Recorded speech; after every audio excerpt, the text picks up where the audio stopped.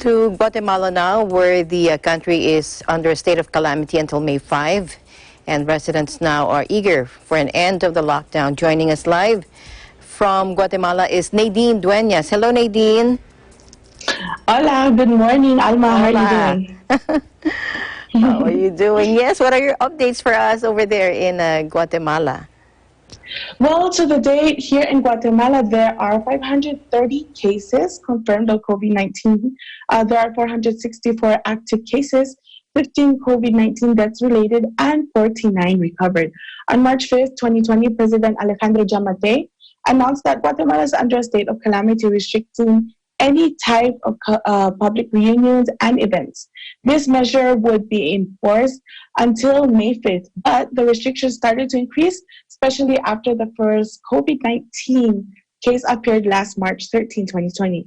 Among the restrictions, the ones that stand out are the suspension of classes, suspension of public transportation, the closing of non-essential establishments and sectors, social distancing, the prohibition of entry of foreigners, and the closing of the Guatemalan frontiers.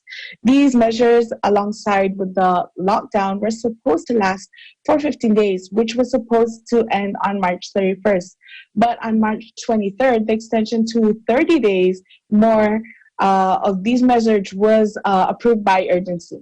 Aside from this, on March 21st, the government announced the implementation of the curfew hour, which has been changing several times depending on the situation and the cooperation of the citizens.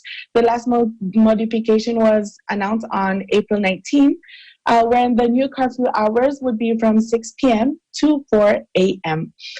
During the same memo, the president also announced that the movement or circulation within departments continued to be restricted, especially for Guatemala, Zacatepeques, Jimaltenango, and El Progreso, still allowing to travel, though, within the other departments in the rest of the country. Another important announcement was the mandatory use of masks or tapabocas in any public place. Those who do not wear them will be sanctioned with fines from 7,000 to 150,000 quetzales. And due to the increase of cases and the concern of the government yesterday, the president announced that the lockdown derived from the COVID-19 will continue one more week, lasting until May 4. Back to you, Alma. Also, presently in the news there in Guatemala, Guatemalans have been deported by the U.S., threatened and shunned after officials say dozens have tested positive for the coronavirus, and they're facing stigma by some in the U.S. has now followed them back to their own home in Guatemala. Do you have any developments on this? Well, the last development was that on April 16, the president of Guatemala, President Alejandro Yamatei, he announced the suspension, actually, of the ICE flight coming from USA.